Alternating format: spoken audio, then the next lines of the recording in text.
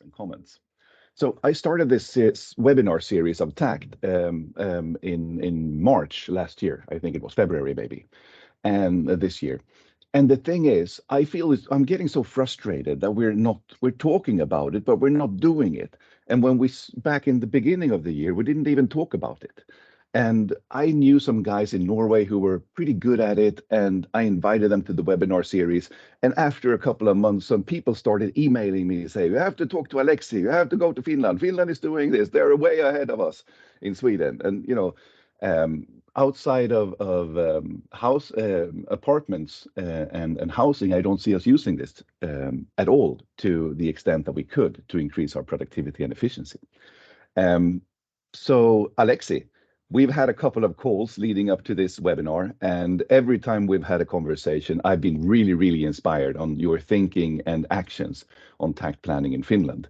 And I'm just so happy for you to come and share that with us. And you'll be sharing a little bit of your personal history, how this started and how that has led to the application in Finland today. So I'll just hand it over to you, Aleksi. Tack så mycket, John. Jag är väldigt glad för att ha det här möjlighet att inspirera er och prata om min upplevelse med Lean och taktproduktion, men jag vill göra det här lättare för er och byta nu till engelska.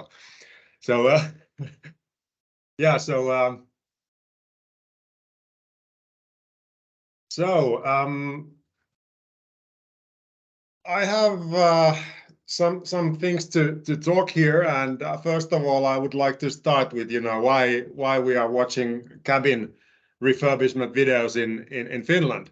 So I had a key inspiration, and my experience with the cabin refurbishment at Royal Caribbean ships has been kind of a key inspiration for the Finnish Takt transformation, if we may call it like that. And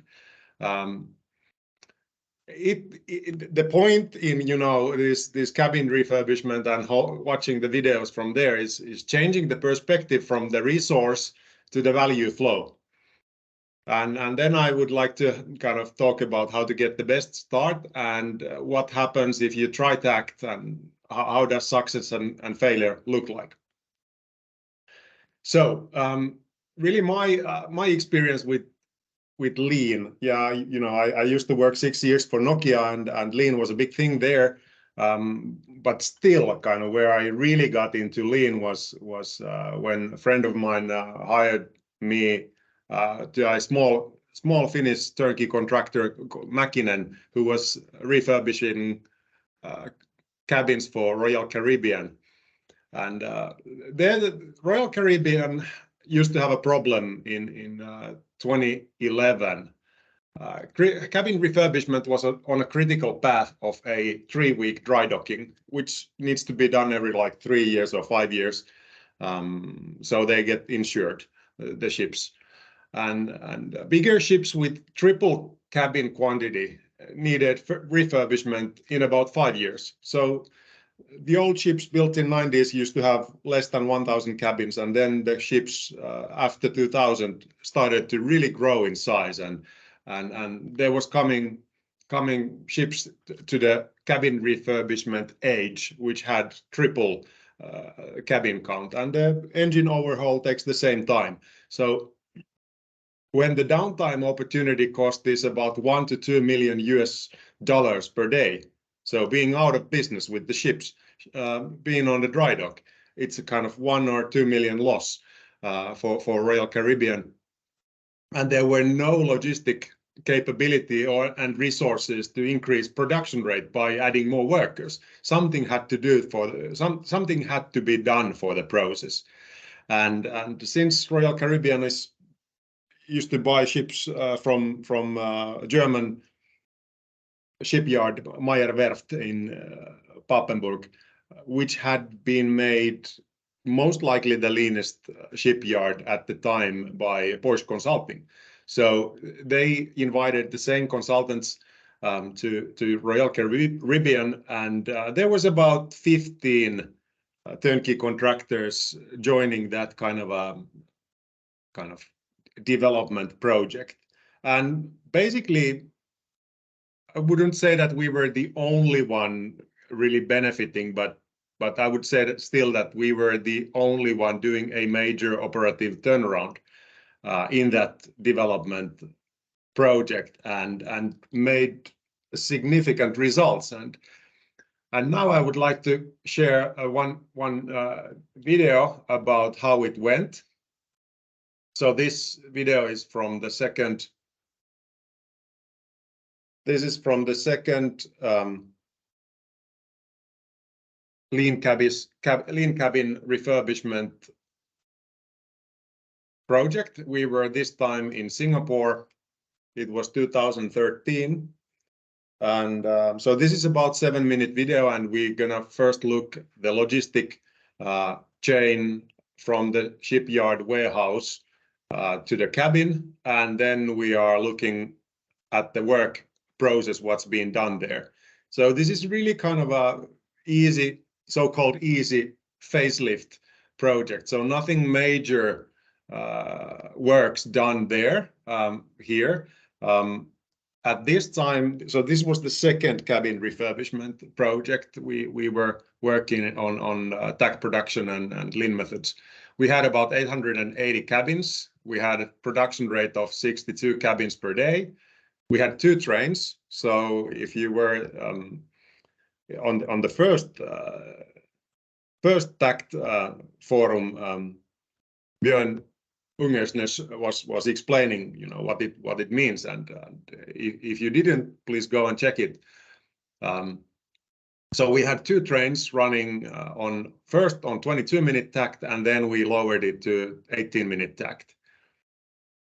And the scope in the cabin, it was, let's say, it was a few $1,000s per cabin, basically loose furniture, carpet, all the soft furnishings and TVs and a couple of key items there in the cabin. So then first we look on what's going on in the warehouse. So we had about 50 containers of materials coming all over Europe to this warehouse housed by a couple of rats, and then we pre-cut the carpet there, and there was some pre-cutting done also on the TV and ceiling panels just to finish them before installation. We do material sequencing there, and then from this warehouse we take about 1 day's material lot in 5 sea containers and take them to the boat deck on the cruise ship. And in here we have about 1 to 2 days of materials all the time, and then we do the Takt picking according to the Takt material picking lists seen here in the corner of this card over there. And basically in that list there's listed all the items that are needed in the cabin, and then there's the kind of picking time by a minute, so which 18-minute takt that card has to be picked. And then we have still 1 more picking inspection that all the right materials were picked, and we have over there we have a sending buffer. So we have 3 takts per train, material delivery buffer over there. The guys in the yellow shirts, they are doing just logistics, so they are not building anything. And then the other guys are having black shirts, and they are building, demolishing and building in the cabins. Here we have another buffer of 3 takts, because it's not so uncommon that the elevators go off and they lose electricity on the dry dock, and then in that kind of a case we have a little more than 50 minutes to recover our logistic flow. There we still picked the artwork and the TV, and the carpet comes the other way there, the carpet and so on.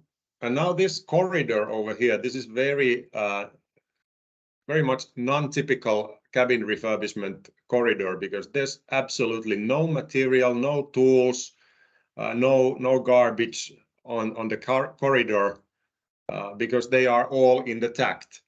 And there's also no people looking for those materials because they work with the train.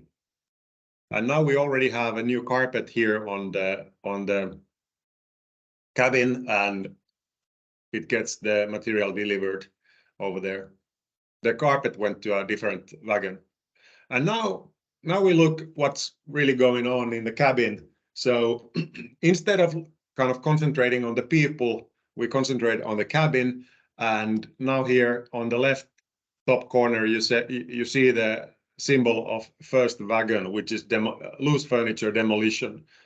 Back 2013, there used to be this big TV still in the cruise ships, and now then it got a flat screen TV there.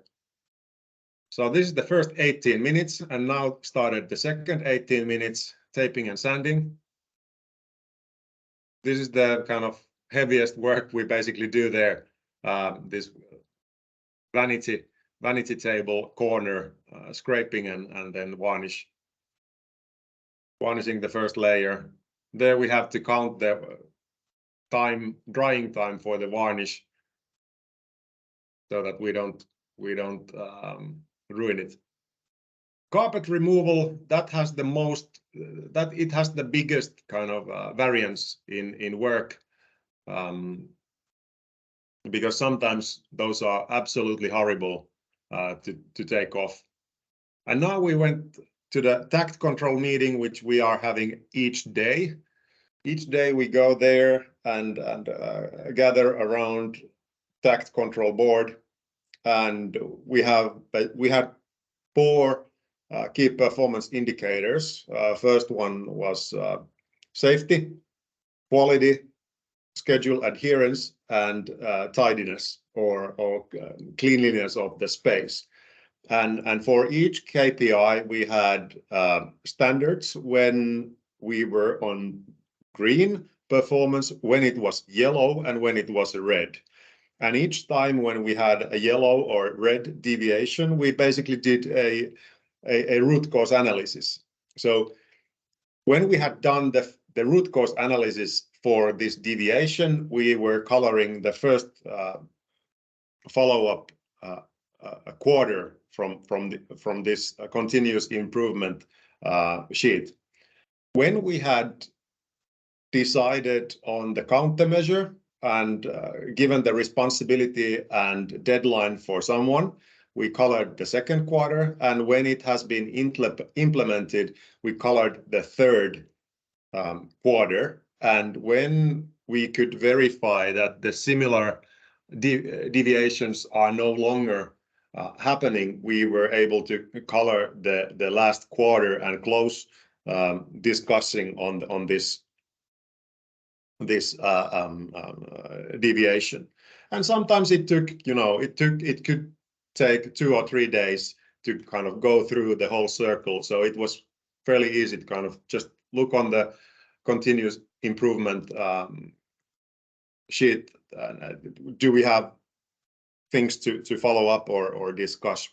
And in a few years we got so good that we had to change all the time these standards of yellow and red, kind of raise the bar, so that when we were refurbishing 126 cabins a day, if we were not able to hand over all of the cabins we had completed same day to the owner, to the Royal Caribbean. If we were not able to do the handover, we were on the yellow on quality. And if we were not able to, then we were on the red if we were not able to do it same day. If the cabin inspector had to kind of return for the second inspection in any single cabin out of 126, we were on the yellow. So that's how good we came with this process. And most of the time it were really simple, small things that we were changing all the time, just to kind of improve the quality of execution here and there. Takted execution requires fixed breaks, for everybody. That's a very important point, and maybe people should think more about when people have their summer vacations on typical construction projects. Now we are having the material delivery coming here, and the carpet installers left all their garbage over there, and the logistics are coming to pick up the garbage. There it went. Okay. Now they are installing the TV panel and curtains. All of these wagons are 18 minutes. So the train is kind of moving through us. And now quite soon there comes the cabin attendant, who's actually responsible all the time for this cabin when the passengers are there. So it's actually, they feel like it's their cabin. So that cabin attendant comes and makes up the bed, because someone has left from this cabin this morning and packed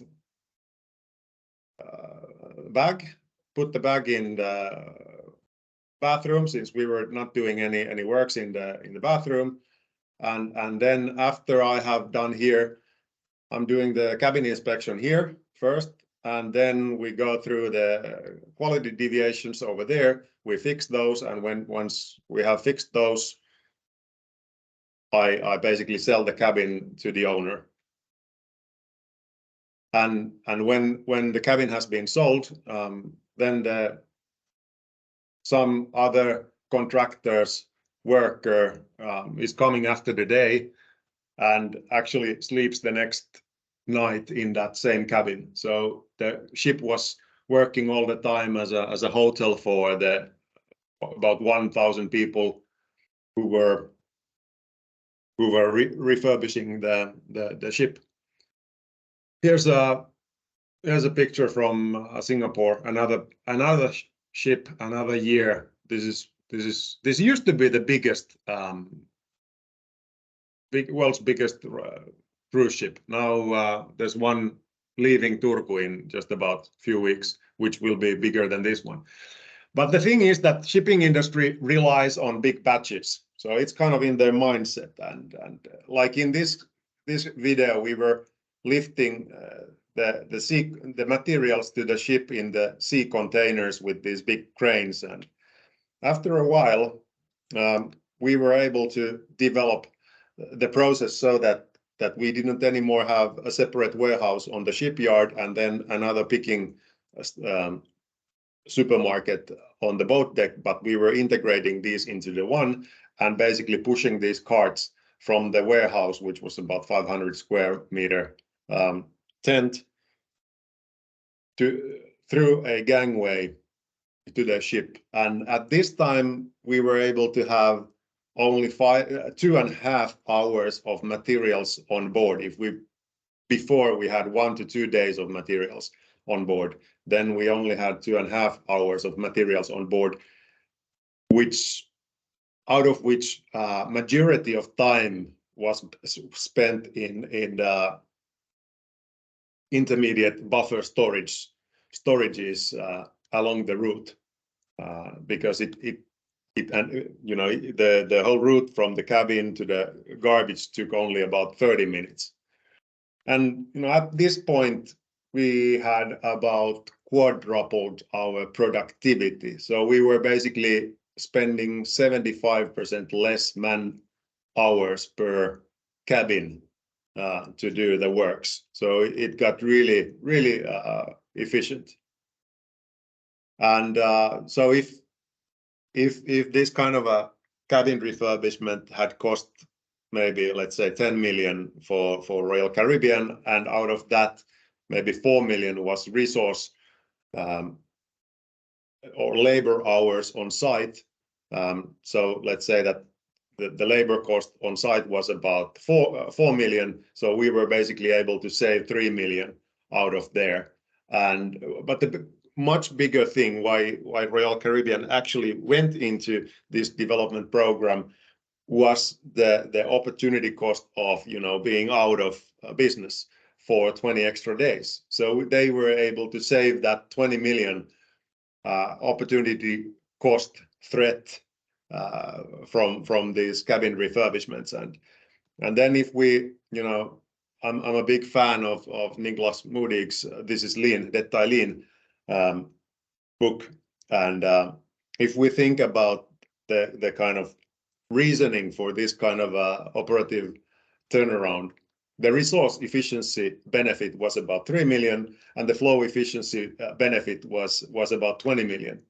And I think it was the only, it was a major reason why we were so successful in this lean turnaround, because originally the whole point was in flow efficiency and reducing the work in progress and throughput time there in the process. And it's actually the only way to get to the target state of having high resource efficiency and high flow efficiency.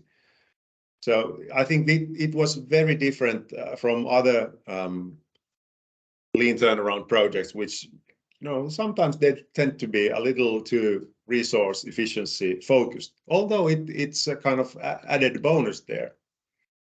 It's nice to be resource efficient, but it shouldn't be the point. So Björn Ungenös was talking in the first webinar about Taktplanering's grunder och principer. So and he had this slide which I stole from there, and he was talking about kind of going really flow efficient, and so what we did there with cabin refurbishment was maybe even more.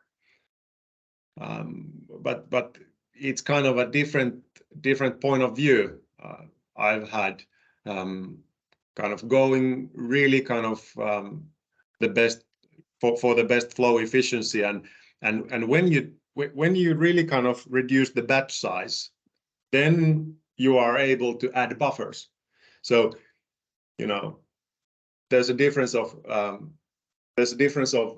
if you reduce the batch size and start building the flow efficiency capability, and whether you should kind of take it all out at once.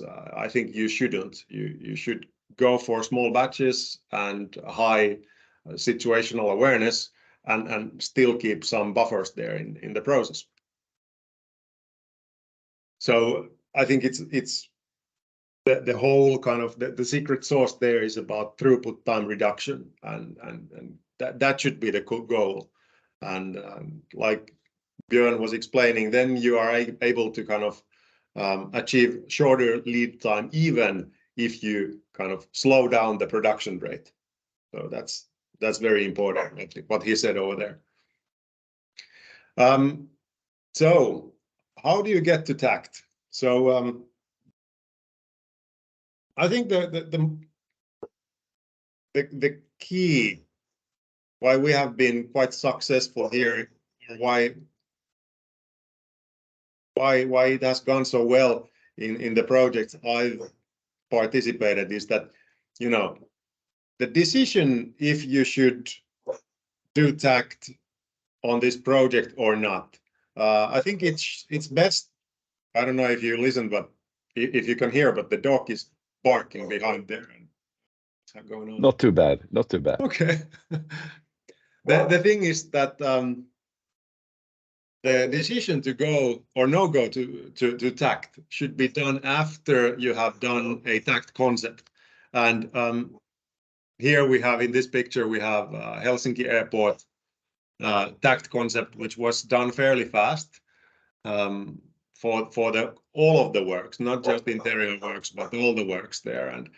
And once you have done the Takt and invested some time and maybe some money on Takt concept, then people have a much better kind of base to have that conversation. Is Takt something which fits this project? And I think that has been kind of really fun to do, really kind of tweak these plans with project teams in kind of 1 week workshops, where you kind of really think that, okay, how can we apply the thinking of Takt into this project? And then most of the time when the people have done, the project team has done the plan themselves with maybe some external help, they are quite confident usually to go to Takt. And once they have done the decision to go to Takt, then the detailed Takt planning continues, and then it's about project system integration. And here we have a picture of Aalto Hospital delivery system development parts, where we have many different things like subcontract integration, logistics, daily management, system design integration, and the general training of people. All these different things that we have to kind of develop in a project system to make Takt really kind of become the cornerstone of project execution system. And then comes the execution, and then again it's still different when you go and talk with the people and listen to their struggles, executing the plan, and they need support there, and then it's a continuous improvement thing, and something to improve all the time. Here's a picture of Takt production maturity levels. We wrote a paper based on first 35 Takt production projects done in Finland. It was basically 30 of my projects I had the privilege to participate in, and some others, and we kind of made this kind of a map and wrote a IGLC paper about it. And first level, it's basically, are you able to do a proper Takt plan? And second part is this project integration part, and then the third level is more about changing the business and having systemic improvement over different projects, and making part of a let's say business unit kind of thinking and way of working. So then what's so difficult about it? If we look on the classic change management theory from Kotter, all of those points apply, and kind of take a good look on those. Most important part is to have this urgency. So at Royal Caribbean, it was quite clear for Royal why to have the urgency to change something, and for us as a turnkey contractor, it was about winning the next jobs, and they did, and the company grew from in few years. Then it grew from about 12 million business to 70 million business just before the COVID-19, and then you know what's going on with their cruise ships. So it wasn't so easy, but I think they are having a bright future with Royal Caribbean. But really the barriers for doing Takt. First, try to decide about Takt without implementation plan based on shared understanding. So really, kind of, if you want to do a good decision on whether you should try Takt or not, first you need to think about how would you implement it, because if you don't do it with the right people who are participating in the decision making, or whether to go Takt or no, it's not very fruitful discussion. Then the second problem is that best know-how for Takt planning is usually on the project way too late. So it's again the struggle of having the superintendent general superintendent very early in the project, and so maybe some other site management key people that should participate there in the Takt plan development very early, because if you do it kind of just before the works are starting, you are not able to change this kind of project system execution things like how do you kind of, what do you write in the request for quote to subcontractors? That's very important part, and how do you plan logistics, and how do you integrate design? It used to be quite common in the first Takt pilots that the site was able to go much kind of faster and to way higher flow efficiency, but the design process was not able to kind of catch up, and if that is the case, you know, it's not really kind of, the site is no longer on the critical path, kind of. And then the current state is misunderstood as comfort and changed as a discomfort. So I stole another picture from the internet, from the Matrix movie. What happens if you try Takt?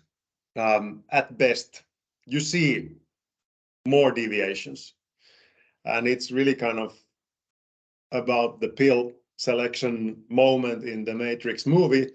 Do you want to see all the deviations and what could be done better, or do you want to, you know, stay do you want to stay comfortably numb, and you have big batches, big buffers, big blind buffers, and you kind of feel that you are kind of in the schedule, and there's no problem in the project. You know, that's the blue pill where Neo stays in the alternative truth and stays in the matrix. So at best, you see more deviations. Apartment building interior works go half in lead time. You have 400 million airport going under budget and 4 months under schedule with 1 day Takt. You have things like 352 hotel room. This was kind of the building restore kind of. It went from being a office building to a hotel. So with 352 hotel rooms, they had about 80% less CO2, meaning 33 tons less CO2 and 50% less material waste with 4-hour Takt. And safety and quality improves, and workers' salaries may go up 30 to 50%. All these things. And you know, still you don't get the kind of feeling that, yeah, it was all perfect. No, it's not going to be perfect. You see a lot of deviations, and you know, having that feeling that we didn't have any problems, that shouldn't be even the goal. If you go lean way. And at worst, what do you do? You lose your credibility, time, and energy. At least you might think that you lose your credibility because you tried something and it didn't work out. You might waste some money on consulting as well. I'm going to help you. No, I'm not going to help you waste any money. Gain understanding of your project scope and team. So like